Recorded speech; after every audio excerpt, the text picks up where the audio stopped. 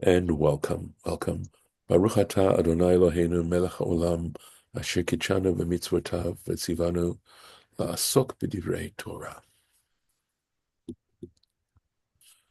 So we had actually started at least the verse on which we are going to be commenting.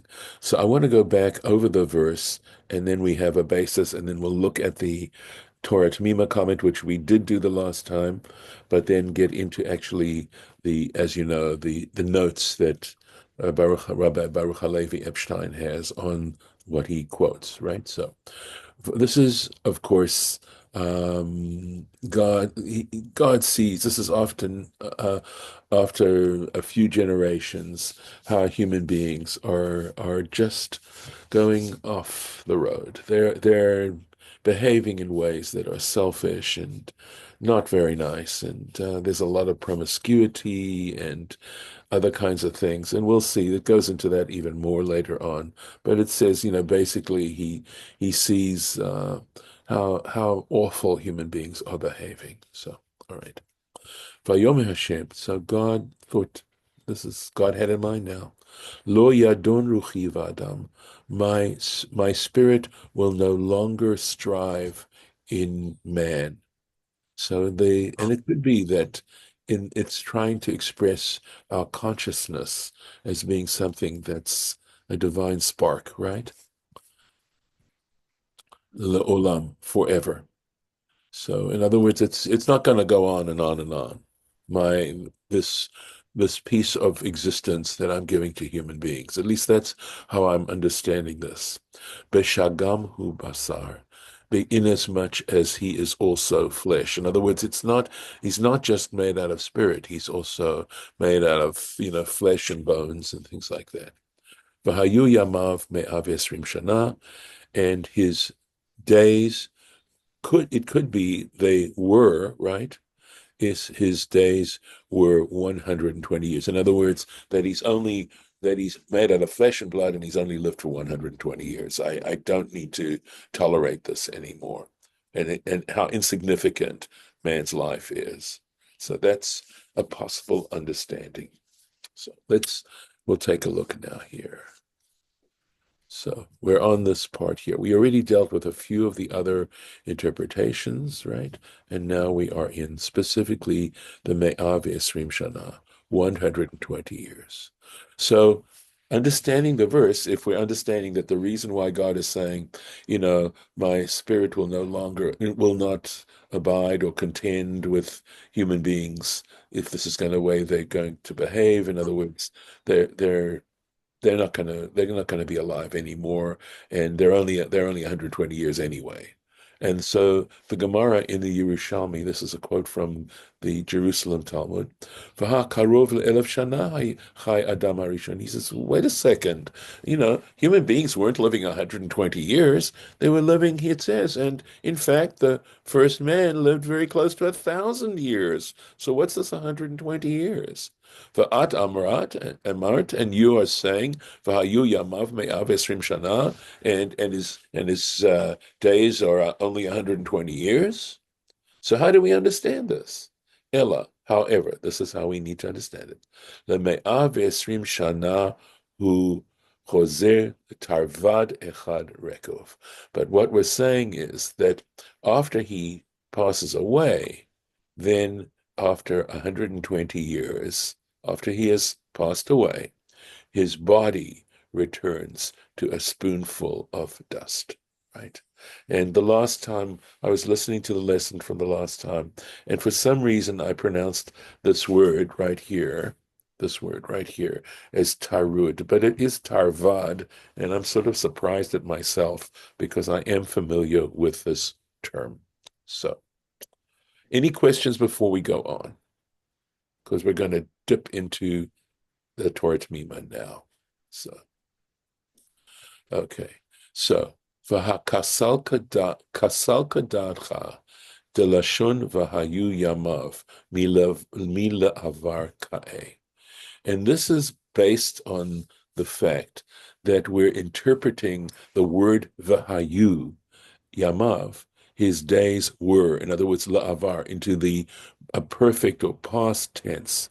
In other words, we're saying that v'hayu, which hayu means were, and we're saying v'hayu, and they were, since they were, right?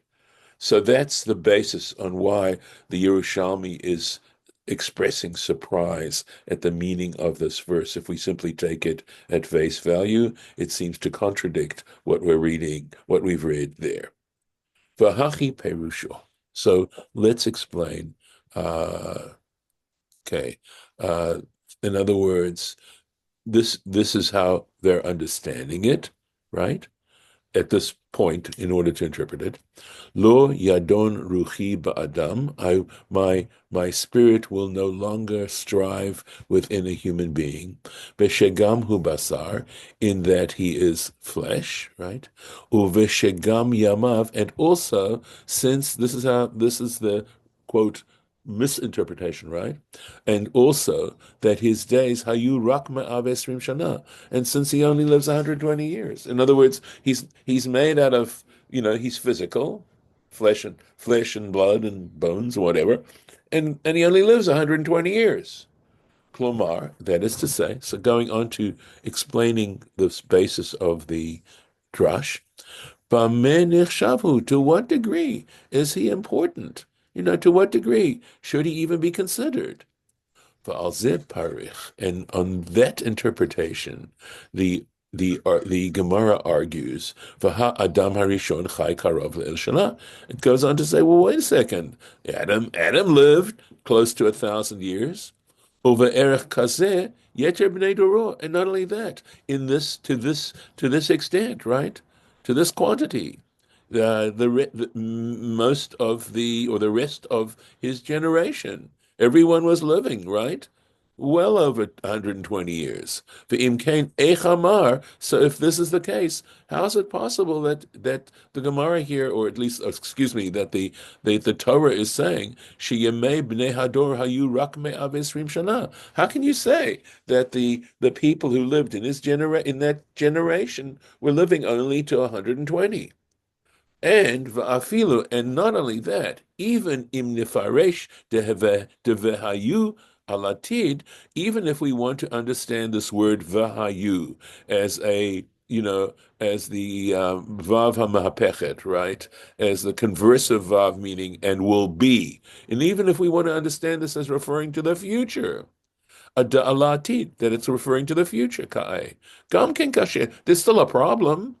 Why? Dehamatzinu, because we find she'acharei ma'amar zeh, that after this statement, chayu anashim harbe ma'ot shana, people were living many hundreds of years.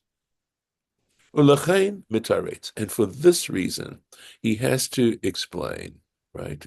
De'ein zeka'e al chayot ha'adam ba'olam hazeh, that it doesn't refer to human life in this world, ela al, I think this is Hahavaya Nitzchit Shel Haguf. But what it's referring to is the eternal existence of the body, right? La'achar mita, after death. Va'amar, in other words, the human body.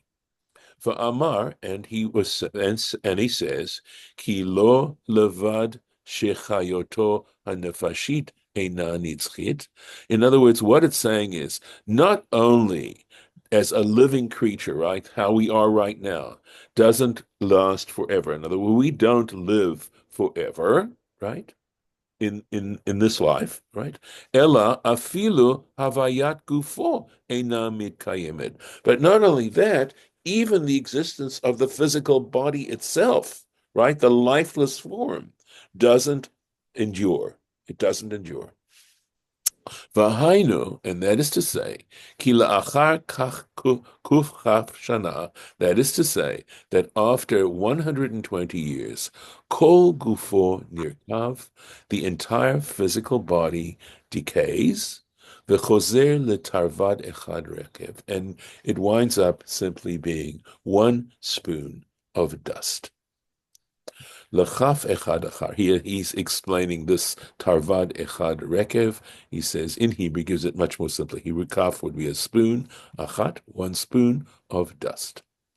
ומכיוון בכלל מה שכתוב שזה תם וביער הלא ידון רוחי בו, right? And he says, and since in general, as it states, כמו שכתוב, that this is the explanation and the understanding on this phrase lo yidon ruchi bo, my spirit will no longer strive with him. Mipnei, right? Ki mipnei, because why? So we're understanding this verse now in this way. Mipnei, on account ki bamen nechshabhu, because to what degree can he be considered important, right? What significance does he have?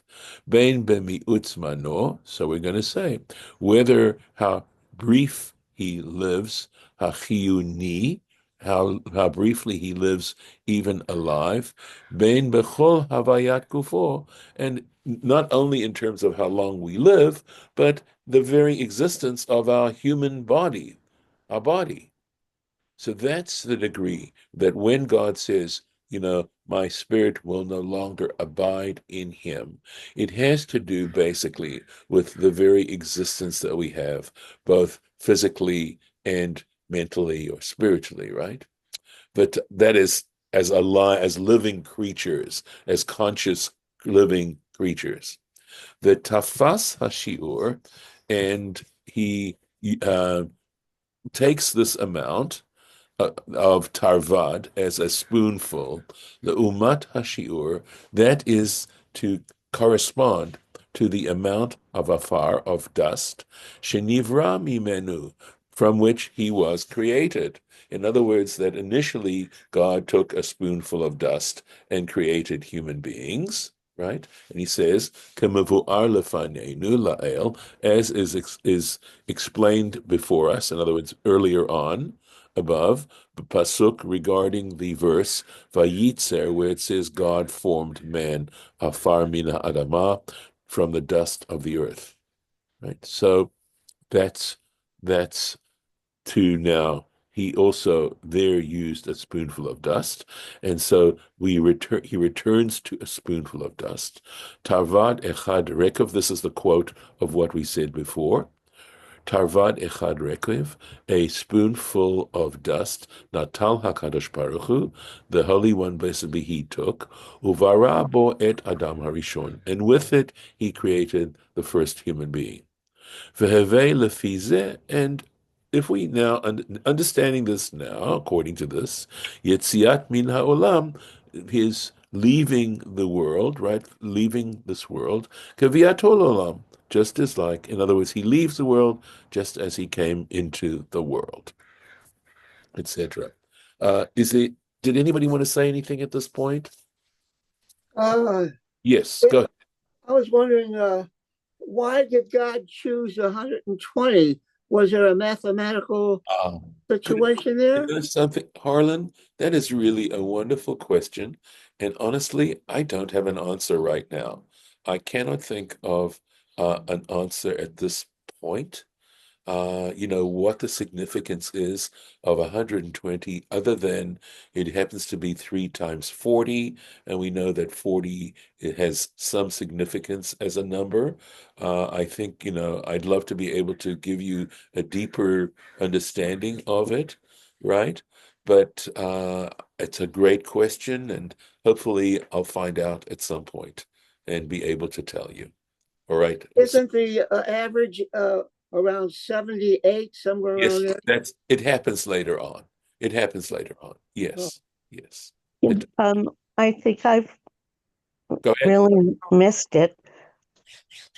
Why is there an event, or is it just how things seem to be trending, which is not good, that reduces the length of a life? Yes, I think it has to do Mhm. with I could go into it a little bit, but anyway, let's say the misunderstanding of the purpose of being created.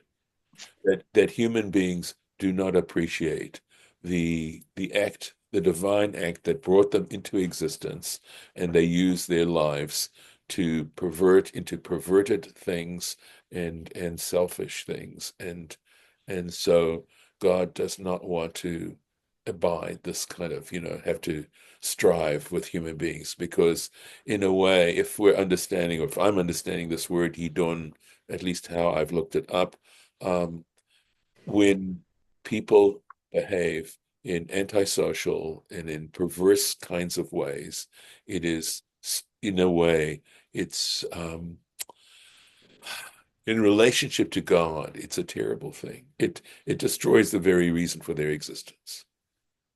We are obviously, as human beings, we are capable of turning this world into a paradise, and yet we don't get it. And God says, I don't want human beings to be doing this forever. I need them to limit the opportunity they have to sin. And of course, just to define the word sin, this sin isn't just a matter of, breaking the law. Sin has the notion of doing it in the presence of the divine. That that this is something that contravenes the divine will, and you still go ahead and do it. So, and we struggle with that. All of us do, to a greater or lesser extent, have to struggle with that. But on the other hand, the reason this is to the degree to which we have free will, and the fact that if we didn't, first of all, having free will means you have to have these choices. You have to have this choice of either doing it or not doing it or whatever. But the other piece is that in battling this, in being able to overcome the negative side of ourselves, the dark side of ourselves, we gain tremendous merit, and we're capable of, achieving really, really great things as human beings, and living lives that are, really filled with worthwhile and goodness. So, but that's kind of, if I'm understanding your question correctly, Judith, that is, yes, that's the reason. I believe you have it. So there's more to be said, quite a bit more to be said, and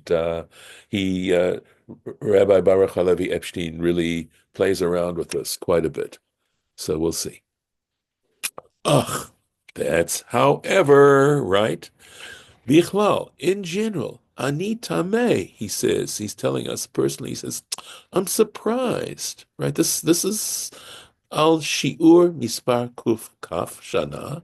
He says, I'm surprised regarding this number, 120 years, she'amar shebahem gufa adam la'achar moto kav kulo. Sorry to say such a mouthful, but he says, in which the body, in those 120 years, in which the body, the physical form, right, of the human being, after his death, after he passes away, decays entirely, completely decays. Shaharei, why is this a surprising statement? Shaharei, because indeed, Matzinu Bekama Anashim, we found in case of a number of people, Shenishtairu Atzmotehem, that their bones in fact remained, Shleimim, right, complete, their bones were completely there, Harbe Yoter Min Kuf Kaf Shana, much more than 120 years. Their remains are there much later than 120 years. And here it's saying that supposedly it completely decays after 120 years. And he gives, Kamo Atzmot Yosef. Not only that, we have biblical examples. How about the bones of Joseph? Shekavru b'Shchem, they were buried in Shechem. V'zahaya achar kuf nun zayin shana la'achar moto. And this took place 157 years after he died. And he says, Dok v'tishkach, he says, look into this and you will find it. You'll see. V'chein, and not only that, Matzinu she'atzmotav shel Yehuda. We find out that the bones of Judah, hayu megulgalim ba'aron, they were rolling around in his casket, ad shehitpalel alaihem Moshe, until Moses prayed regarding Judah's remains. Right? And he says, Yen lamata, he says, check later, right? Look later on. Rosh Perek Bracha, right? Sorry, Rosh Parshat Bracha at the beginning of Parshat Vezot HaBracha. V'atzmot kol hashvatim. How about the bones of all the tribes? right? In other words, he's talking about the 12 sons, right? Hayu az shaldan kayemet. It turns out that at that time, their decayed bodies were in existence. And he says, Yein Makot, he gives a reference in the Talmud, Makot Yud Aleph Bet, page 11b, Uva Rashi, and in Rashi. V'gam zeh haya zman meruba, and all this was a long time, la'achar kuf chaf shana, after 120 years. V'gam mavu'ar b'Bavli, and it also is made clear, right? It's explained in the Bavli, in the tractate Shabbat, page 153, on the B side of the page, Dahadichtiv, right? That the fact that it says, right, the statement that says, Ve'elafar tashuv, and he will return to dust, Yikuyam rak sha'a achat kodem tchiyat hametim. That in fact, that moment of returning to dust takes place only 1 hour prior to resurrection. Okay. The ad az, and up to that point, yu ha'atzmaot hatzamot shlemim, and up to that point, his bones are complete. They're there, shalem, right? Ulevad, and without, not even taking into account all this that we've just quoted in terms of, rabbinic and biblical sources. Hine sofrei korot ha'olam, the chroniclers, right? People who talk about the events of the world. Mesaprim, they tell us, ki matzu atzmot shleimim shel anashim chachamim v'tzadikim, that they have found the bones, the remains, right? Complete remains of people wise and righteous, achar avor me'ot shanim liftiratam, after many hundreds of years, after the passing of hundreds of years after they had passed away. So how do we deal with this? That's why he's expressing amazement at what he just shared with us. V'tzarich lomar, and so we need to say, de kavanat haYerushalmi bichlal, right? That the intention of the Yerushalmi statement that said this 120 years, the bones decay entirely, bichlal al klal min hadam, that it's a generalization. It's talking about in general, right? And it's leaving out those specifics. Here we go. Aval in hachimani, but indeed, yesh yotzim min haklal. There are exceptions. Al pi ezu zachut, by virtue of some merit, uma'ala, and good quality miyuchedet, some special good quality that these people had. Uche'ein ma shekatuv b'Bavli Shabbat Sham, and this follows what is written in the Babylonian Talmud, in that which we referenced, right? Kol mi sheyesh bo kinah. So anyone sheyesh bo kinah, who has envy in his heart, right? Anyone who is an envious person, atzmotav markivin, his bones decay. V'chol mi she'ein bo kinah, but someone who has no jealousy within him, no envy, ein atzmotav markivin. It says explicitly, his bones do not decay. Harei mevu'ar, so it becomes clear. The lo kol ha'anashim shavim bazeh, that, we certainly know not everyone's the same on that one. The karov lomar. So we could in fact say, ki yesh od ma'alot v'zechuyot, that there are probably other more good qualities and worthy acts, shebishvilan yishtamru ha'atzamot, on account of which the bones will be preserved. The Yerushalmi Aire Bazeh, and the Rishalmi is dealing with She'atzmotav Ru'uyan Lehirakev. The Yerushalmi is talking about people who deserve to have their bodies decay. V'hainu klal min ha'adam, and the truth is, the human species in general might be under that category. Shi'uran ha'acharon kuf kaf shana, that their last remains is 120 years. And we're going to have to stop here for now, and I will stop the share. Give me one moment to mark the place, and God willing, we will continue this next time in our next lesson. Okay, so let me stop the share. Okay. All right. Golda, you have returned. That's wonderful. All right. Any other comments before I stop the recording? Okie doke. Well, it's just nice to hear your voice again. Oh, well, that didn't need to be recorded. Thank you, Golda. Okay. I'll stop. Hi, Golda. Hi, I've never met you, but I've heard your voice, over the last couple of years, and I really appreciate it when I see you and hear from you. So that's very nice. Thank you. Thanks. Okay, let me stop the recording and then we can just have a conversation.